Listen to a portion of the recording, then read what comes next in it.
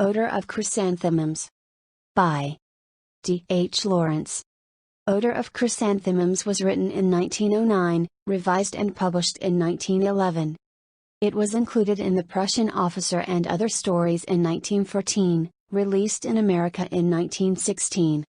Let's listen to the story. The small locomotive engine, number 4, came clanking, stumbling down from Selston with 7 full wagons. It appeared round the corner with loud threats of speed, but the colt that it startled from among the gorse, which still flickered indistinctly in the raw afternoon, outdistanced it at a canter. A woman, walking up the railway line to Underwood, drew back into the hedge, held her basket aside, and watched the footplate of the engine advancing. The trucks thumped heavily past, one by one, with slow inevitable movement, as she stood insignificantly trapped between the jolting black wagons and the hedge. Then they curved away towards the coppice where the withered oak leaves dropped noiselessly, while the birds, pulling at the scarlet hips beside the track, made off into the dusk that had already crept into the spinney. In the open, the smoke from the engine sank and cleaved to the rough grass. The fields were dreary and forsaken, and in the marshy strip that led to the Whimsey, a reedy pit pond, the fowls had already abandoned their run among the alders, to roost in the tarred fowl house. The pit bank loomed up beyond the pond, flames like red sores licking its ashy sides, in the afternoon's stagnant light. Just beyond rose the tapering chimneys and the clumsy black headstalks of Brinsley Colliery. The 2 wheels were spinning fast up against the sky, and the winding engine rapped out its little spasms. The miners were being turned up. The engine whistled as it came into the white bay of railway lines beside the colliery, where rows of trucks stood in harbor. Miners, single, trailing and in groups, passed like shadows diverging home. At the edge of the ribbed level of sidings squat a low cottage, 3 steps down from the cinder track. A large bony vine clutched at the house, as if to claw down the tiled roof. Round the bricked yard grew a few entry primroses. Beyond, the long garden sloped down to a bush-covered brook course. There were some twiggy apple trees, winter-cracked trees, and ragged cabbages. Beside the path hung disheveled pink chrysanthemums. Like pink cloths hung on bushes. A woman came stooping out of the felt-covered fowl house, halfway down the garden. She closed and padlocked the door, then drew herself erect, having brushed some bits from her white apron. She was a tall woman of imperious mien, handsome, with definite black eyebrows. Her smooth black hair was parted exactly. For a few moments she stood steadily watching the miners as they passed along the railway, then she turned towards the brook course. Her face was calm and set, her mouth was closed with disillusionment. After a moment she called, "John." There was no answer. She waited, and then said distinctly, "Where are you?" "Here," replied a child's sulky voice from among the bushes. The woman looked piercingly through the dusk. "Are you at that brook?" she asked sternly. For answer the child showed himself before the raspberry canes that rose like whips. He was a small, sturdy boy of 5. He stood quite still, defiantly. "Oh," said the mother, conciliated. "I thought you were down at that wet brook and you remember what I told you." The boy did not move or answer. Come on in," she said more gently, "it's getting dark. There's your grandfather's engine coming down the line." The lad advanced slowly, with resentful, taciturn movement. He was dressed in trousers and waistcoat of cloth that was too thick and hard for the size of the garments. They were evidently cut down from a man's clothes. As they went slowly towards the house he tore at the ragged wisps of chrysanthemums and dropped the petals in handfuls along the path. "Don't do that, it does look nasty," said his mother. He refrained, and she, suddenly pitiful, broke off a twig with 3 or 4 wildflowers and held them against her face. When mother and son reached the yard her hand hesitated, and instead of laying the flower aside, she pushed it in her apron band. The mother and son stood at the foot of the 3 steps looking across the bay of lines at the passing home of the miners. The trundle of the small train was imminent. Suddenly the engine loomed past the house and came to a stop opposite the gate. The engine driver, a short man with round grey beard, leaned out of the cab high above the woman. "Have you got a cup of tea?" he said in a cheery, hearty fashion. It was her father. She went in, saying she would mash, Directly, she returned. "I didn't come to see you on Sunday," began the little gray-bearded man. "I didn't expect you," said his daughter. The engine driver winced, then, reassuming his cheery, airy manner, he said, "Oh, have you heard then? Well, and what do you think?" "I think it is soon enough," she replied. At her brief censure the little man made an impatient gesture, and said coaxingly, yet with dangerous coldness, "Well, what's a man to do? It's no sort of life for a man of my years, to sit at my own hearth like a stranger.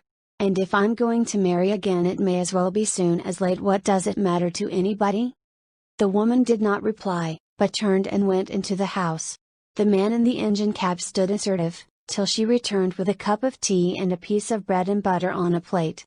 She went up the steps and stood near the footplate of the hissing engine. "You needn't have brought me bread and butter," said her father. "But a cup of tea," he sipped appreciatively. "It's very nice." He sipped for a moment or two, then, "I hear as Walter's got another bout on," he said. "When hasn't he?" said the woman bitterly. "I hear tell of him in the Lord Nelson braggin' as he was going to spend at B, afore he went, half a sovereign that was." "When?" asked the woman. "A Saturday night. I know that's true." "Very likely," she laughed bitterly. "He gives me 23 shillings. "Aye, it's a nice thing, when a man can do nothing with his money but make a beast of himself," said the grey-whiskered man. The woman turned her head away. Her father swallowed the last of his tea and handed her the cup. "Aye," he sighed, wiping his mouth. "It's a settler, it is." He put his hand on the lever. The little engine strained and groaned, and the train rumbled towards the crossing. The woman again looked across the metals. Darkness was settling over the spaces of the railway, and trucks, the miners, in grey somber groups, were still passing home. The winding engine pulsed hurriedly, with brief pauses. Elizabeth Bates looked at the dreary flow of men, then she went indoors. Her husband did not come. The kitchen was small and full of firelight, red coals piled glowing up the chimney mouth. All the life of the room seemed in the white, warm hearth and the still fender reflecting the red fire. The cloth was laid for tea, cups glinted in the shadows. At the back, where the lowest stairs protruded into the room, the boy sat struggling with a knife and a piece of whitewood. He was almost hidden in the shadow. It was 4:30. They had but to await the father's coming to begin tea. As the mother watched her son's sullen little struggle with the wood, she saw herself in his silence and pertinacity, she saw the father in her child's indifference to all but himself. She seemed to be occupied by her husband. He had probably gone past his home, slunk past his own door, to drink before he came in, while his dinner spoiled and wasted in waiting. She glanced at the clock, then took the potatoes to strain them in the yard. The garden and fields beyond the brook were closed in uncertain darkness. When she rose with the saucepan, leaving the drain steaming into the night behind her, she saw the yellow lamps were lit along the high road that went up the hill away beyond the space of the railway lines and the field. Then again she watched the men trooping home, fewer now and fewer. Indoors the fire was sinking and the room was dark red. The woman put her saucepan on the hob, and set a batter pudding near the mouth of the oven. Then she stood unmoving. Directly, gratefully, came quick young steps to the door. Someone hung on the latch a moment, then a little girl entered and began pulling off her outdoor things, dragging a mass of curls, just ripening from gold to brown, over her eyes with her hat. Her mother chid her for coming late from school, and said she would have to keep her at home the dark winter days. "Why, mother, it's hardly a bit dark yet. The lamp's not lighted, and my father's not home." "No, he isn't. But it's 4:45. Did you see anything of him?" The child became serious. She looked at her mother with large, wistful blue eyes. "No, mother, I've never seen him. Why? Has he come up and gone past, to old Barnsley?" "He hasn't, mother, 'cause I never saw him." "He'd watch that," said the mother bitterly, "he'd take care as you didn't see him. But you may depend upon it, he's seated in the Prince o' Wales. He wouldn't be this late." The girl looked at her mother piteously. "Let's have our teas, mother, should we?" said she. The mother called John to table. She opened the door once more and looked out across the darkness of the lines. All was deserted, she could not hear the winding engines. Perhaps, she said to herself, he's stopped to get some ripping done. They sat down to tea. John, at the end of the table near the door, was almost lost in the darkness. Their faces were hidden from each other. The girl crouched against the fender, slowly moving a thick piece of bread before the fire. The lad, his face a dusky mark on the shadow, sat watching her, who was transfigured in the red glow. "I do think it's beautiful to look in the fire," said the child. "Do you?"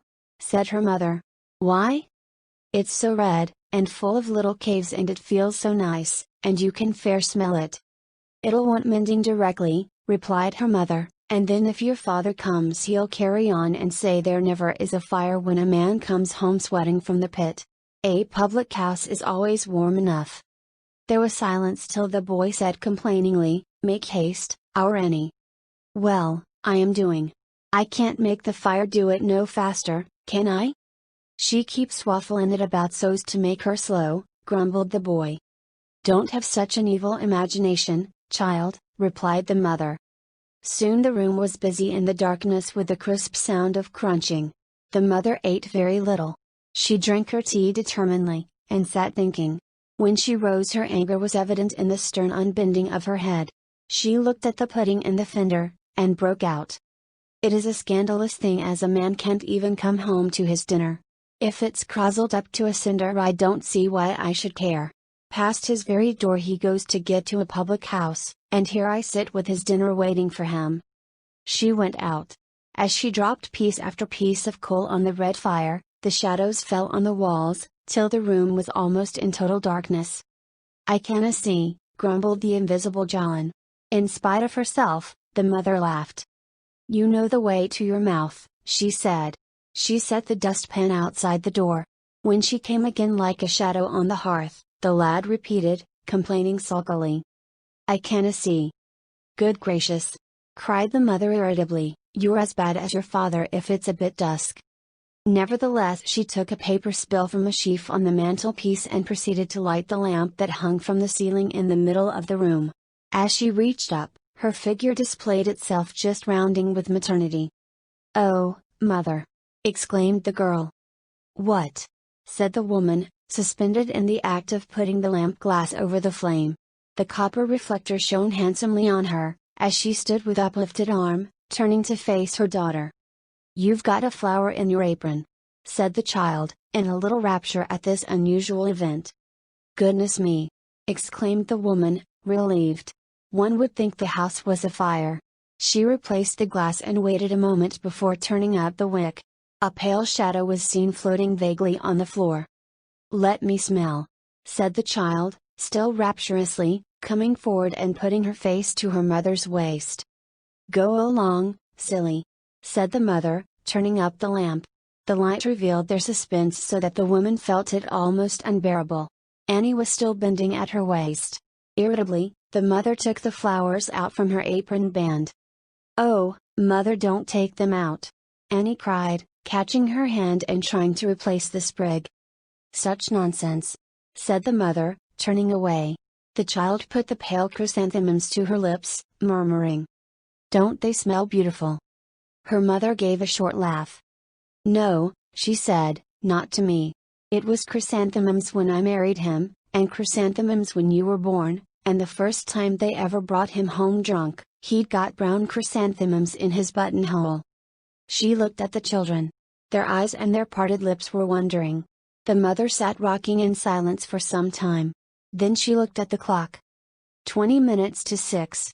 In a tone of fine bitter carelessness she continued, He'll not come now till they bring him. There he'll stick. But he needn't come rolling in here in his pit dirt, for I won't wash him. He can lie on the floor. What a fool I've been, what a fool. And this is what I came here for, to this dirty hole, rats and all, for him to slink past his very door. Twice last week he's begun now." She silenced herself, and rose to clear the table. While for an hour or more the children played, subduedly intent, fertile of imagination, united in fear of the mother's wrath, and in dread of their father's homecoming, Mrs. Bates sat in her rocking chair making a singlet of thick cream-colored flannel, which gave a dull-wounded sound as she tore off the gray edge. She worked at her sewing with energy, listening to the children, and her anger wearied itself, lay down to rest, opening its eyes from time to time and steadily watching, its ears raised to listen. Sometimes even her anger quailed and shrank, and the mother suspended her sewing, tracing the footsteps that thudded along the sleepers outside. She would lift her head sharply to bid the children hush, but she recovered herself in time, and the footsteps went past the gate, and the children were not flung out of their playing world. But at last Annie sighed, and gave in. She glanced at her wagon of slippers, and loathed the game. She turned plaintively to her mother. "Mother." But she was inarticulate. John crept out like a frog from under the sofa. His mother glanced up. "Yes," she said, "just look at those shirt sleeves." The boy held them out to survey them, saying nothing. Then somebody called in a hoarse voice away down the line, and suspense bristled in the room, till two people had gone by outside, talking. "It is time for bed," said the mother. "My father hasn't come," wailed Annie plaintively. But her mother was primed with courage. "Never mind. They'll bring him when he does come like a log." She meant there would be no scene. "And he may sleep on the floor till he wakes himself. I know he'll not go to work tomorrow after this." The children had their hands and faces wiped with a flannel. They were very quiet. When they had put on their nightdresses, they said their prayers, the boy mumbling. The mother looked down at them, at the brown silken bush of intertwining curls in the nape of the girl's neck, at the little black head of the lad, and her heart burst with anger at their father who caused all three such distress. The children hid their faces in her skirts for comfort. When Mrs. Bates came down, the room was strangely empty, with a tension of expectancy. She took up her sewing and stitched for some time without raising her head.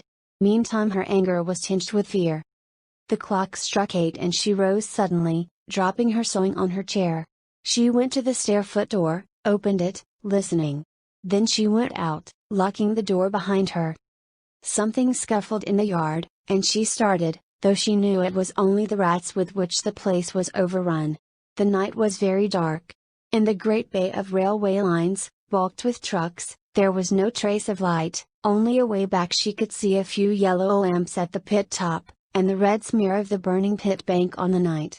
She hurried along the edge of the track, then, crossing the converging lines, came to the stile by the white gates, whence she emerged on the road.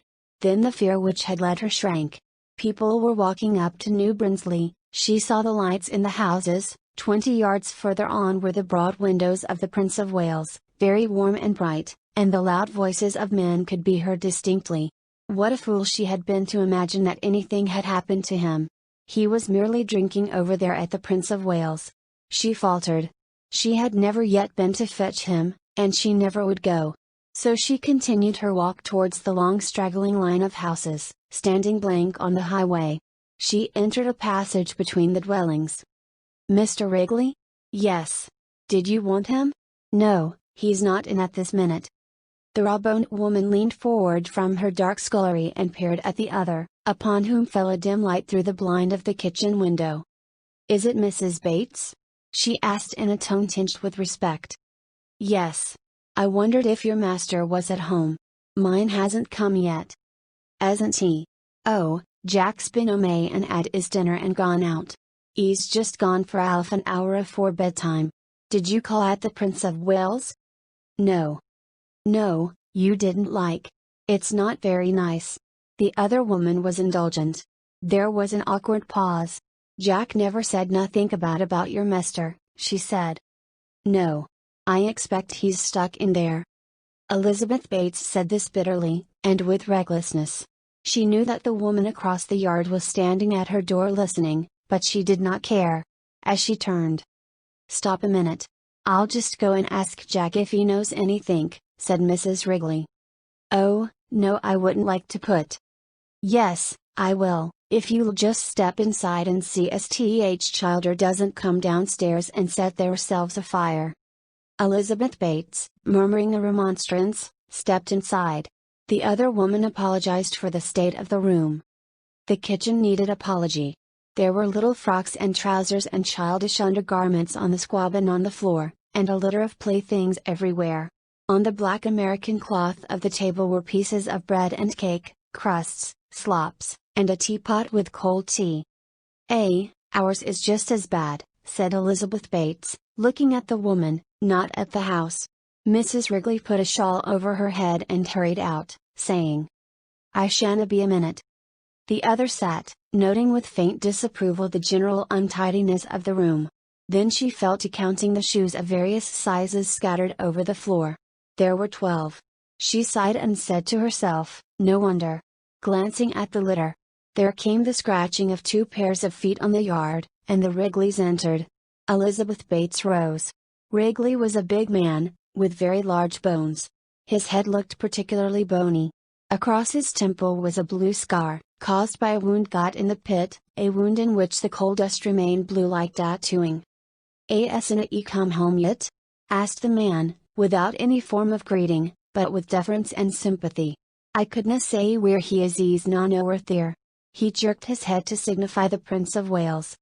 "He's appin gone up to THU, said Mrs. Wrigley. There was another pause. Wrigley had evidently something to get off his mind. "I'll left him finishin' his stint," he began. "Loose all I'd been gone about 10 minutes when we comin' away, and I shouted, 'Our terrace comin', Walt?' And 'e said, 'Go on, I shanna be but 'ave a minute,' so we come and tear bottom, me and Bowers, thinkin' as 'e were just behind, and I'd come up by next bantle." He stood perplexed, as if answering a charge of deserting his mate. Elizabeth Bates, now again certain of disaster, hastened to reassure him. "I expect he's gone up to THU tree, as you say. It's not the first time. I've fretted myself into a fever before now. He'll come home when they carry him." Isn't it too bad?" deplored the other woman. "I'll just step up to Dick's and see if he is there," offered the man, afraid of appearing alarmed, afraid of taking liberties. "Oh, I wouldn't think of bothering you that far," said Elizabeth Bates, with emphasis, but he knew she was glad of his offer. As they stumbled up the entry, Elizabeth Bates heard Wrigley's wife run across the yard and open her neighbor's door. At this, suddenly all the blood in her body seemed to switch away from her heart. "Mind," warned Wrigley. "I've said many a time as I'd fill up them ruts in this entry, somebody'll be breaking their legs yet." She recovered herself and walked quickly along with the miner. "I don't like leaving the children in bed, and nobody in the house," she said. "No, you dunna," he replied courteously. They were soon at the gate of the cottage. "Well, I shanna be many minutes. Dunna you be frettin' now, 'e'll be all right," said the buddy. "Thank you very much, Mr. Wrigley," she replied. "You're welcome," he stammered, moving away. "I shanna be many minutes." The house was quiet. Elizabeth Bates took off her hat and shawl, and rolled back the rug. When she had finished, she sat down. It was a few minutes past 9. She was startled by the rapid chuff of the winding engine at the pit, and the sharp whir of the brakes on the rope as it descended. Again she felt the painful sweep of her blood, and she put her hand to her side, saying aloud, "Good gracious! It's only the 9 o'clock deputy going down," rebuking herself. She sat still, listening. Half an hour of this, and she was wearied out. "What am I working myself up like this for?" she said pitiably to herself. "I'll only be doing myself some damage." She took out her sewing again. At 9:45 there were footsteps. One person. She watched for the door to open.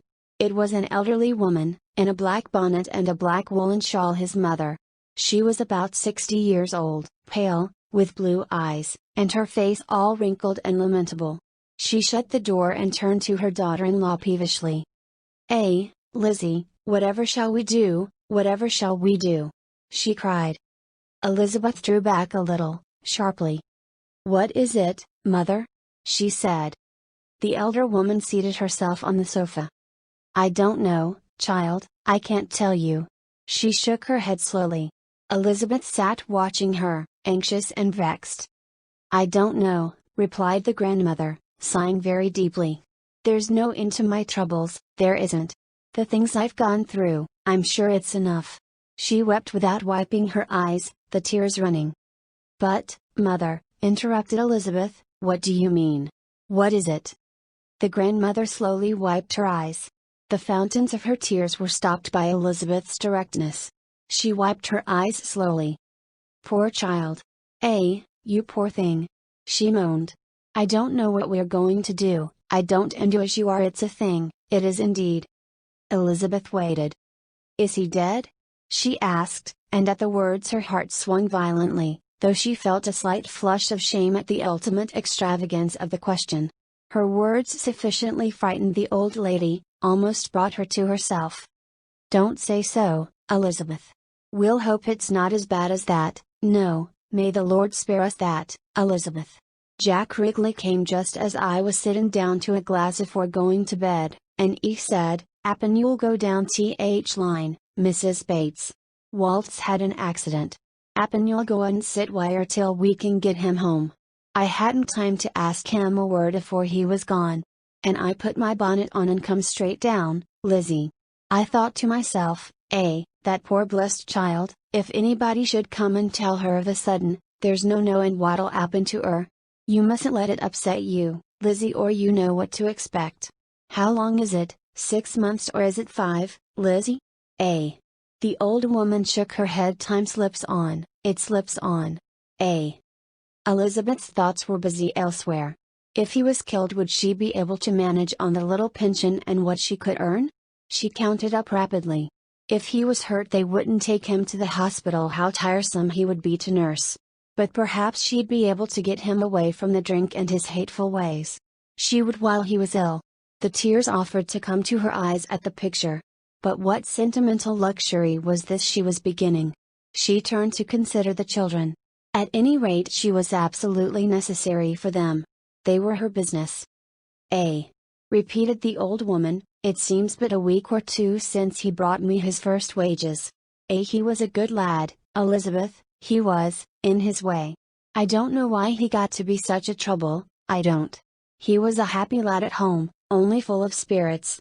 But there's no mistake he's been a handful of trouble, he has. I hope the Lord'll spare him to mend his ways. I hope so, I hope so.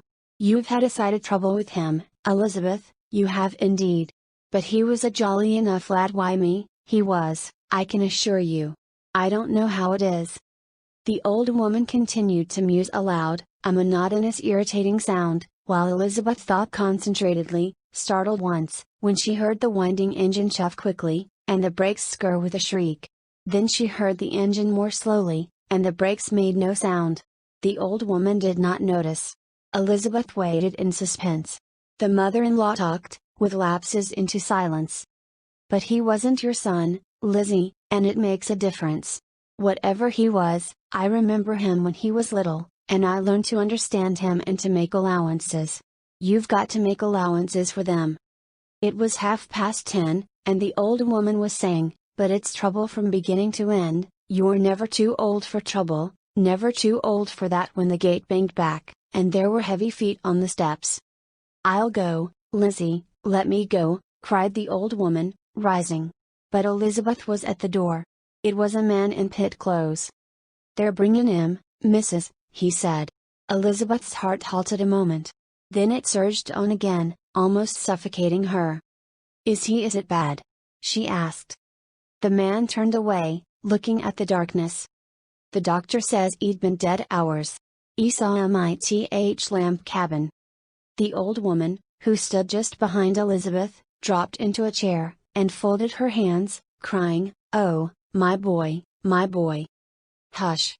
said Elizabeth, with a sharp twitch of a frown.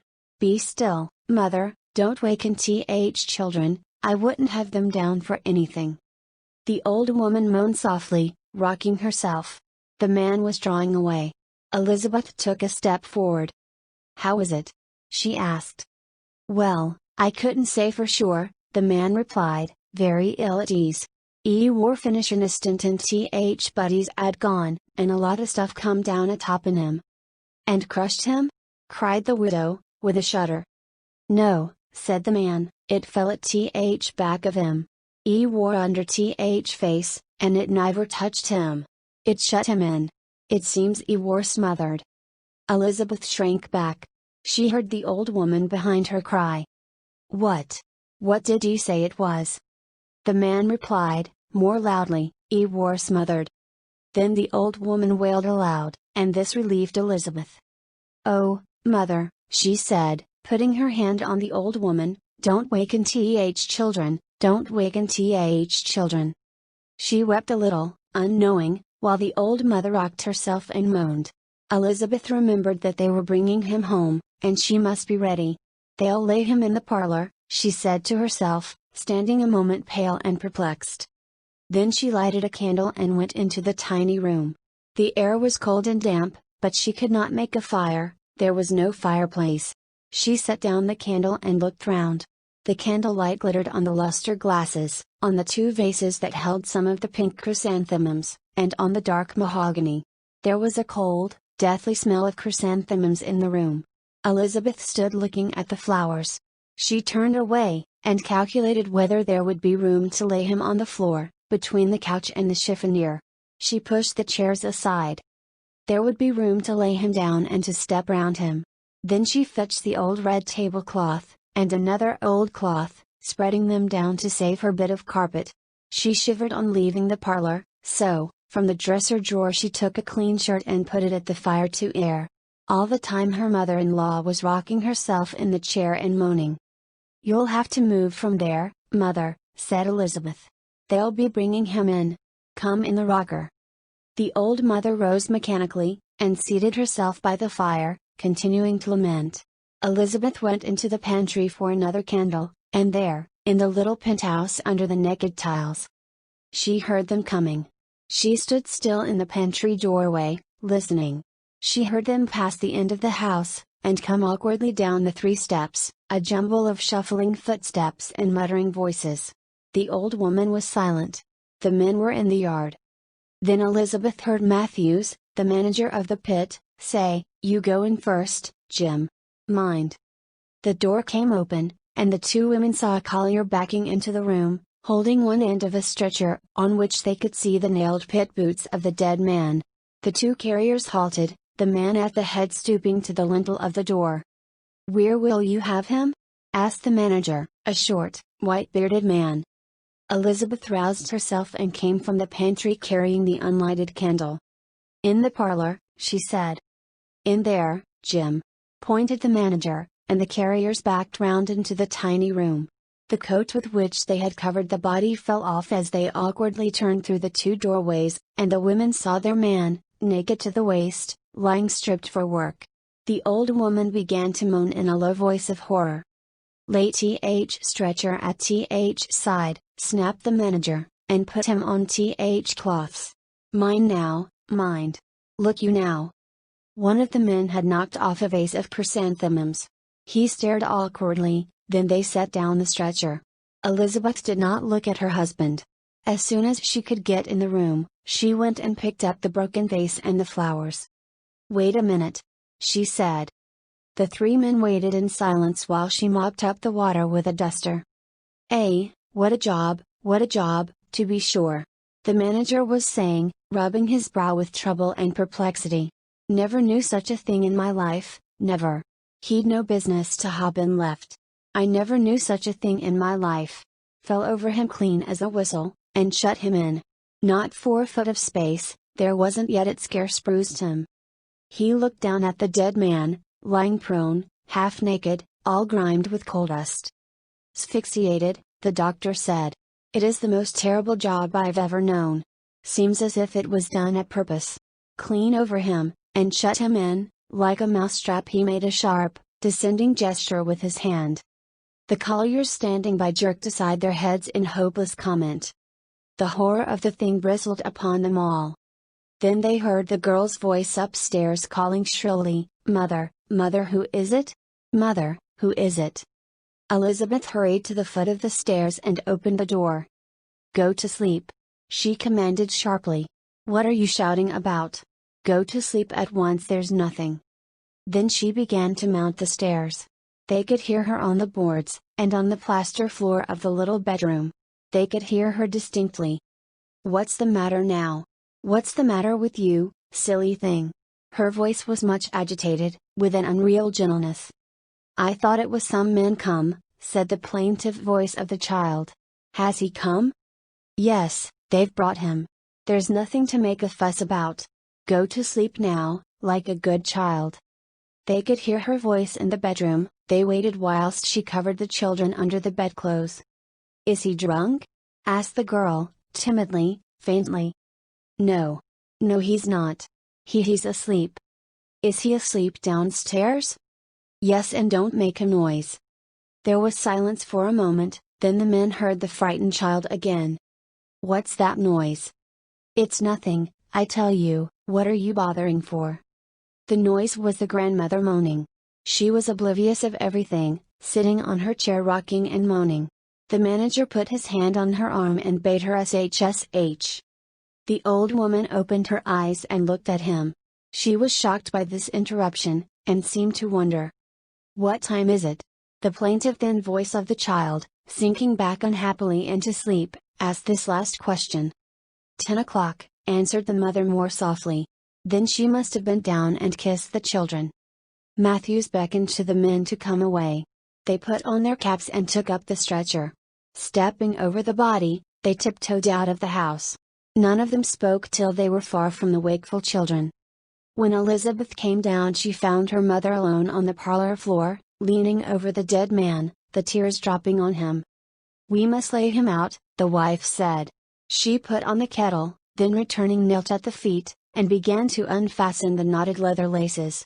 The room was clammy and dim with only one candle, so that she had to bend her face almost to the floor. At last she got off the heavy boots and put them away. "You must help me now," she whispered to the old woman. Together they stripped the man. When they arose, saw him lying in the naive dignity of death, the women stood arrested in fear and respect. For a few moments they remained still, looking down, the old mother whimpering. Elizabeth felt countermanded. She saw him, how utterly inviolable he lay in himself. She had nothing to do with him. She could not accept it. Stooping, she laid her hand on him, in claim. He was still warm, for the mine was hot where he had died. His mother had his face between her hands, and was murmuring incoherently. The old tears fell in succession as drops from wet leaves. The mother was not weeping, merely her tears flowed. Elizabeth embraced the body of her husband, with cheek and lips. She seemed to be listening, inquiring, trying to get some connection. But she could not. She was driven away. He was impregnable. She rose, went into the kitchen, where she poured warm water into a bowl, brought soap and flannel and a soft towel. "I must wash him," she said. Then the old mother rose stiffly, and watched Elizabeth as she carefully washed his face, carefully brushing the big blonde mustache from his mouth with the flannel. She was afraid with a bottomless fear, so she ministered to him. The old woman, jealous, said, "Let me wipe him." And she kneeled on the other side drying slowly as Elizabeth washed, her big black bonnet sometimes brushing the dark head of her daughter. They worked thus in silence for a long time. They never forgot it was death, and the touch of the man's dead body gave them strange emotions, different in each of the women. A great dread possessed them both. The mother felt the lie was given to her womb, she was denied. The wife felt the utter isolation of the human soul, the child within her was a weight apart from her. At last it was finished. He was a man of handsome body, and his face showed no traces of drink. He was blond, full-flushed, with fine limbs. But he was dead. "Bless him," whispered his mother, looking always at his face, and speaking out of sheer terror. "Dear lad, bless him." She spoke in a faint, sibilant ecstasy of fear and mother love.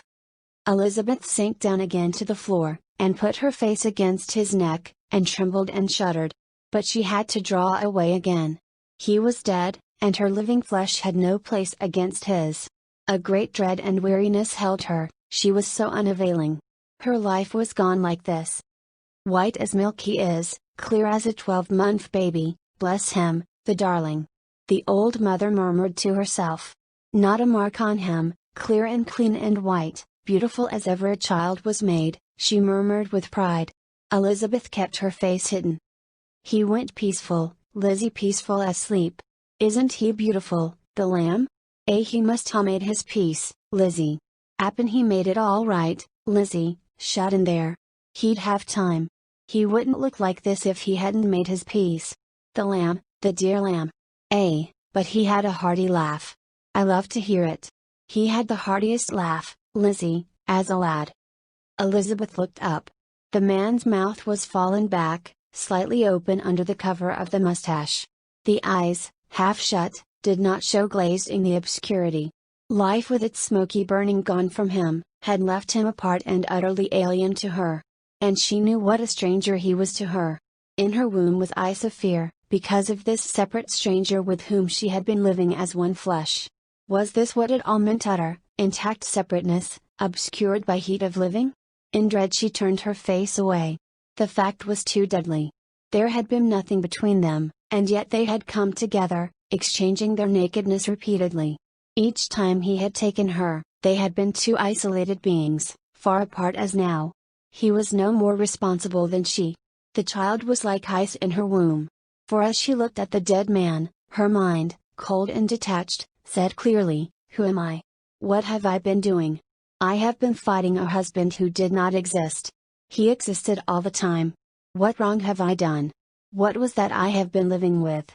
There lies the reality, this man." And her soul died in her for fear. She knew she had never seen him, he had never seen her, they had met in the dark and had fought in the dark, not knowing whom they met nor whom they fought. And now she saw, and turned silent in seeing. For she had been wrong. She had said he was something he was not, she had felt familiar with him. Whereas he was apart all the while, living as she never lived, feeling as she never felt. In fear and shame she looked at his naked body that she had known falsely. And he was the father of her children. Her soul was torn from her body and stood apart. She looked at his naked body and was ashamed, as if she had denied it. After all, it was itself. It seemed awful to her. She looked at his face, and she turned her own face to the wall. For his look was other than hers, his way was not her way. She had denied him what he was, she saw it now. She had refused him as himself. And this had been her life, and his life. She was grateful to death, which restored the truth. And she knew she was not dead. And all the while her heart was bursting with grief and pity for him. What had he suffered? What stretch of horror for this helpless man? She was rigid with agony. She had not been able to help him. He had been cruelly injured, this naked man, this other being, and she could make no reparation. There were the children, but the children belonged to life. This dead man had nothing to do with them. He and she were only channels through which life had flowed to issue in the children. She was a mother, but how awful she knew it now to have been a wife. And he, dead now, how awful he must have felt it to be a husband. She felt that in the next world he would be a stranger to her. If they met there, in the beyond, they would only be ashamed of what had been before. The children had come, for some mysterious reason, out of both of them. But the children did not unite them. Now he was dead, she knew how eternally he was apart from her, how eternally he had nothing more to do with her. She saw this episode of her life closed. They had denied each other in life. Now he had withdrawn. An anguish came over her. It was finished then, it had become hopeless between them long before he died. Yet he had been her husband. But how little. "Have you got his shirt, Elizabeth?" Elizabeth turned without answering, though she strove to weep and behave as her mother-in-law expected. But she could not, she was silenced. She went into the kitchen and returned with the garment. "It is aired," she said, grasping the cotton shirt here and there to try. She was almost ashamed to handle him. What right had she or anyone to lay hands on him? But her touch was humble on his body. It was hard work to clothe him.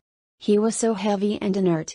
A terrible dread gripped her all the while, that he could be so heavy and utterly inert, unresponsive, apart. The horror of the distance between them was almost too much for her. It was so infinite a gap she must look across. At last it was finished. They covered him with a sheet and left him lying, with his face bound. And she fastened the door of the little parlor, lest the children should see what was lying there. Then, with peace sunk heavy on her heart, she went about making tidy the kitchen. She knew she submitted to life, which was her immediate master. But from death, her ultimate master, she winced with fear and shame. End of the story. Thank you.